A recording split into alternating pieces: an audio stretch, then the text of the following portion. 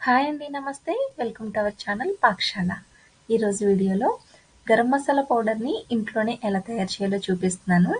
ఇలా ఒకసారి చేసి పెట్టుకుని ఉంచుకున్నామంటే దేంట్లో కన్నా యూస్ చేసుకోవచ్చు. నేనైతే వెజ్ కర్రీస్లోకి, నాన్ వెజ్ కర్రీస్లోకి కానీ లేదంటే బిర్యానీలోకి అన్నిట్లోకి వాడేస్తుంటాను. కర్రీస్లో అయితే టేస్ట్ అయితే సూపర్గా ఉంటుంది. ఒకసారి తప్పకుండా ట్రై చేసి చూడండి. సో ఇక లేట్ చేయకుండా వీడియోలోకి వెళ్ళిపోదాం. ఫస్ట్ అయితే స్టవ్ ఆన్ చేసి ఒక మందపాటి కడాయి పెట్టుకుని అందులోకి 1 కప్పు ధనియాలు వేస్తున్నా.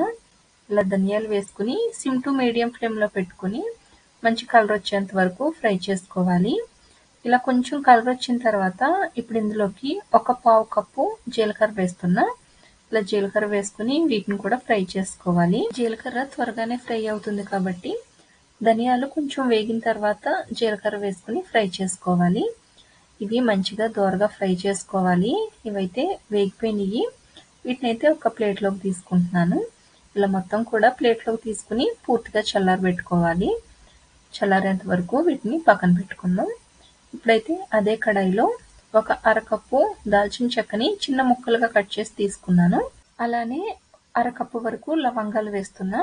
దాల్చిన చెక్క లవంగాలు 2 సేమ్ ఈక్వల్గా తీసుకున్నాను.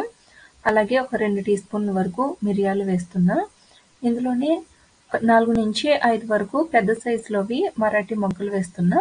అలానే ఒక 7 వరకు అనాస పువ్వు, అలానే ఒక 5 వరకు జాపత్రి, ఇందులోనే 1.5 టీ స్పూన్ వరకు యాలకులు వేస్తున్నా. 1 టీ స్పూన్ షాజీరా వేస్తున్నాను. ఇందులోనే ఒక 2 టీ స్పూన్ల వరకు సోంపు వేస్తున్నాను. ఇందులోనే ఒక జాజికాయని కొంచెం దంచి తీసుకున్నాను. బిర్యానీ ఆకుల్ని ఒక 5 నుంచి 6 వరకు తీసుకుని కొంచెం తుంచి వేసుకున్నా. అలానే ఒక 1/4 కప్పు వరకు గసగసాలు వేస్తున్నా. వీటన్నిటిని కూడా ఫ్రై చేసుకోవాలి. సిమ్లోనే పెట్టి ఫ్రై చేయండి. వీటిని మరీ ఎక్కువసేపు వేయించక్కర్లేదు. లైట్గా వేగితే సరిపోతుంది. చేత్తో పట్టుకొని చూస్తే మనకి వేడి తగిలితే చాలు. అప్పటి వరకు సిమ్లోనే పెట్టుకుని ఫ్రై చేసుకోవాలి. లేదంటే ఎండ ఉంటే కనుక ఒక రోజంతా ఎండలో పెట్టుకున్నా సరిపోతుంది. ఎండ లేకపోతే ఇలా ఫ్రై చేసుకోండి. ఫ్రై చేసేటప్పుడు సిమ్లోనే పెట్టుకుని ఫ్రై చేసుకోవాలి. మరీ ఎక్కువ వేయించక్కర్లేదు. లైట్గా ఇవి వేడి తగిలితే చాలు. అప్పటి వరకు సిమ్లోనే పెట్టుకుని ఫ్రై చేసుకోవాలి. ఇవైతే ఇంకా ఫ్రై అయిపోయినాయి. మరి ఎక్కువసేపు కూడా అవసరం ఉండదు. కొద్దిగా లైట్గా చేత్తో తాకి చూడండి. వేడి తగిలితే చాలు. వీటినైతే ఇప్పుడు ఒక ప్లేట్లోకి తీసుకుని పూర్తిగా చల్లారబెట్టుకోవాలి. ఇలా ప్లేట్లోకి వేసుకుని పూర్తిగా చల్లారనివ్వాలి. ఇవి పూర్తిగా చల్లారిన తర్వాత మాత్రమే మిక్సీ పట్టుకోవాలి. ఇప్పుడైతే మిక్సీ జార్ తీసుకుని ఇందులోకి ధనియాలు, జీలకర్ర అవి వేస్తున్నాను. ఇవన్నీ కూడా వేసుకుని అలానే వేయించుకున్న స్పైసెస్ కూడా వేసుకోవాలి.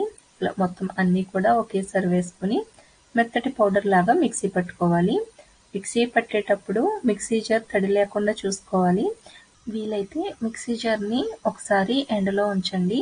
కాసేపు ఎండలో ఉంచి ఇలా స్పైసెస్ మొత్తం అన్నీ కూడా వేసుకుని మెత్తటి పౌడర్ లాగా మిక్సీ పట్టుకోవాలి.